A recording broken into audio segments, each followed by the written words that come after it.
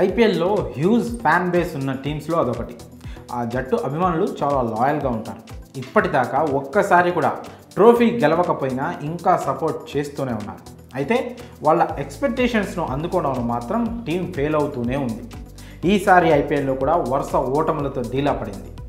మనం మాట్లాడుకుంటోంది royal Challengers Bengaluru గురించి అని ఈ పాటికి మీకు అర్థమయ్యే ఉంటుంది. ప్రతిసారి ఫేవరెట్స్లో ఒకటిగా సీజన్ను స్టార్ట్ చేసే ఆర్సీబీ ఫస్ట్ హాఫ్ అయ్యేసరికే చతికిల పడడం చూస్తూనే ఉన్నాం. ఈ సీజన్లోనూ ఆడిన 4 మ్యాచ్ల్లో 3 ఓడి అందరినీ తీవ్రంగా నిరాశపరిచింది. ఈ నేపథ్యంలో బెంగళూరుపై టీమిండియా మాజీ బ్యాటర్ అంబటి రాయుడు సీరియస్ అయ్యాడు. ఆర్సీబీని రాయుడు కడిగి పారేశాడు. 16 ఏళ్లుగా ఐపీఎల్లో ఒకే తప్పును రిపీట్ చేస్తున్నారని మండిపడ్డాడు. దానివల్లే ఒక్కసారి కూడా కప్పు గెలవలేకపోయారని చెప్పాడు. బెంగళూరు బౌలర్లు భారీగా రన్స్ సమర్పించుకుంటున్నారు. ఈ టీం బ్యాటర్లు అంచనాలకు తగ్గట్లుగా పెర్ఫామ్ చేయడం లేదు. జట్టు ఒత్తిడిలో ఉన్నప్పుడు యంగ్ ఇండియన్ బ్యాటర్స్ బాగా ఆడుతున్నారు. వాళ్లకు తోడుగా సీనియర్ దినేష్ కార్తిక్ రన్స్ చేస్తున్నాడు. కానీ ఎంతో పేరు కలిగిన స్టార్ ఫారెన్ బ్యాటర్స్ మాత్రం పర్ఫార్మెన్స్ చేయడం లేదు. ప్రెషర్ సిచ్యువేషన్స్లో వాళ్ళే ఆడాలి, కానీ అలా ఆడడం లేదు.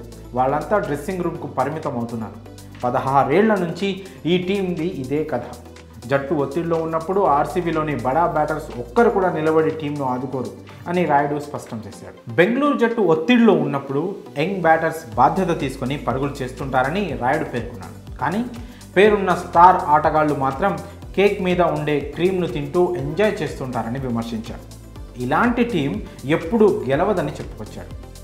ఈ కారణం వల్లే ఇన్నేళ్ళలో ఒక్కసారి కూడా ఆర్సీబీ కప్పు గెలవలేకపోయిందని వ్యాఖ్యానించాడు. ఈ కామెంట్స్తో భారత మాజీ క్రికెటర్ కామెంటర్ నవజోత్ సింగ్ సిద్ధు కూడా ఏకీభవించాడు. రాయుడు మాట్లాడిన దాంట్లో 100% కరెక్ట్ ఉందని చెప్పాడు. ఇక లక్నో సూపర్ జైంట్స్తో బుధవారం జరిగిన మ్యాచ్లో 28 పరుగుల తేడాతో ఓడింది ఆర్సీబీ. లక్నో ఇచ్చిన 122 పరుగుల టార్గెట్ను రీచ్ కాలేక కేవలం 153 పరుగులకే కుప్పకూలిపోయింది. మరి ఆర్సీబీ ఓటములకు పేరున్న స్టార్ ఫారెన్ బ్యాటర్సే కారణం అంటూ రాయుడు పేర్కొనడంపై మీ అభిప్రాయాలను కామెంట్స్ రూపంలో తెలియజేయండి.